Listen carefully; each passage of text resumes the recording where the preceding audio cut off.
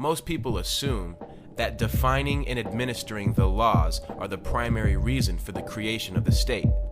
If we read only the political philosophers, we would think that providing these services have always been a function of the state. But if we look into the history of law, we find that systems of law were developed and administered privately long before it ever occurred to the state to become involved in this business. In England, for hundreds of years, the monarchy coexisted with private law and had no interest in the law. The international law merchant in English common law was originally developed and administered privately. When the English government got involved late in the Anglo-Saxon era, it was not because the private legal system wasn't working, it was because the king realized he could raise money through the king's court. The state began to dominate the industry.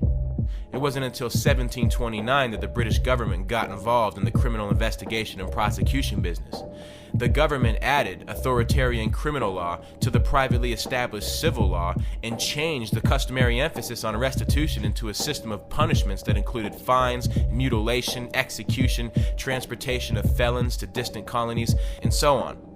In 1829, the London Police Department was established, and by 1856, police departments were established in every county. So we cannot accept a definition of the state that is contrary to history. The British state existed as a war-making and taxing organization, while lawmaking and law enforcement remained private enterprises.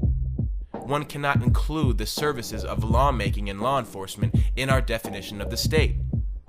Even legislation, whether they have elected legislative bodies or not, all states use their power to command their subjects to behave in certain ways. This might not be regarded by all the subjects as a service, but it must be regarded as a service to the rulers. So, one of the ends of the state is to allow rulers to rule. Now, the state has provided many services at different times and in different places, from military services, judicial and penal systems, mail delivery, public education, mobilizing disaster relief, building highways, canals, aqueducts, dams, monuments, parks, pyramids, and spaceships. But not one of these services is essential to the definition of the state. So if all these miscellaneous services frequently associated with the state are not essential to the idea of the state, then no particular service is essential to the definition of the state. The people who create and control the state must have motives for doing what they do. But there are no predefined motives. The state can be established for anything. It can be established for the glory of God. All we can say about the services provided by the state is that they are services desired by those who create and control that state. The motives of the rulers can vary from all angles of life. The only end common to all states is to allow the rulers to rule. Let's look at the difference between the way the state operates and the way private organizations operate. Let's compare the state with private enterprise with respect to how they finance their operations, how they cope with competition, and how their agents treat people. States have used a variety of methods to finance their operations, but the primary method of state financing is taxation. Taxation is imposed on taxpayers by brute force, whether they approve of the state's activities or not. If private individuals or private organizations collected money in this manner without a special grant of privilege from the state, they'd be regarded as thieves. So taxation is a distinguishing characteristic of the state, which must be included in the definition of the state.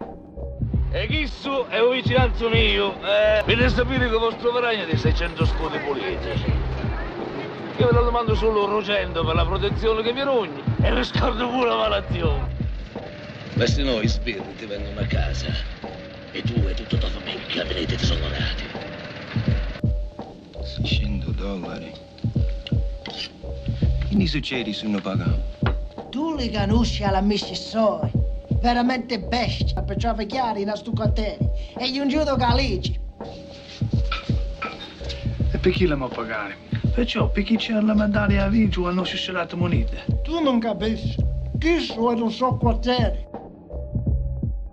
So what is a criminal organization that rules the people within a specific geographic area by imposing taxes on them and by using brute force to require all individuals and all organizations within its domain to obey its commands?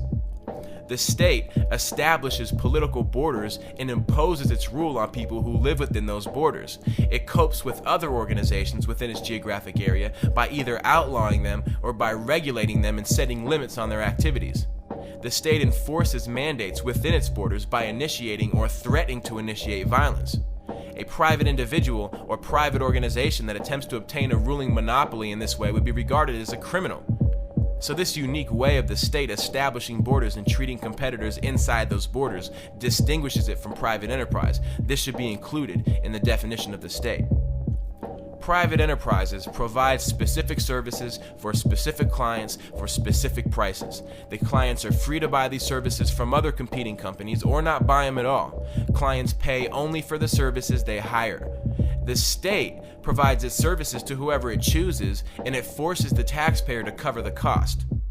Look at the way private businesses treat clients and the way the state treats its subjects. Consider the difference between private and government courts. In private courts, the parties can freely choose to be bound by the decision of the arbitrator, and all the testimony and all the other evidence is voluntarily presented. In U.S. federal courts, the government, number one, requires defendants to appear in court. Number two, impanels juries by threatening them with fines and imprisonment for contempt of court. Number three, subpoenas witnesses to testify. And number four, enforces the decisions of its judges and juries without regard to the consent of the defendants. If a private individual or private organization not acting on behalf of the state were to use any of these coercive procedures, they'd be recognized as criminals. So the definitive methods used by the state that distinguish it from private businesses are number one, taxation, and number two, coercion, the use of brute force to establish and maintain a monopoly of rulership within its self-proclaimed geographic domain. The state is the most powerful organization in its geographic area. It commands and uses more resources than any other organization, and it's no coincidence to find highly placed people all throughout history in country after country using the state to amass personal wealth. So we know that the state controls a geographic area by using the political means. Particular states may differ from each other in the services they provide, but they all operate by using the political means. So what is the state? The state is nothing more than a criminal organization which manages an extortion racket behind a veil of legitimacy. It lives for the control of territory, the masking of the ruling class, the exploitation of its people, and the extension of its own existence. The state is a uniform political system being coercively imposed on all of its citizens. We do not have the right to ignore the state, we do not have the right to discard its services, and we do not have the right to refuse to pay for its support and protection. However, we do have the right to be free from invasion, but at the end of the day, the state overrides our personal rights, allowing the state to take our property against our will by forcing us to pay taxes.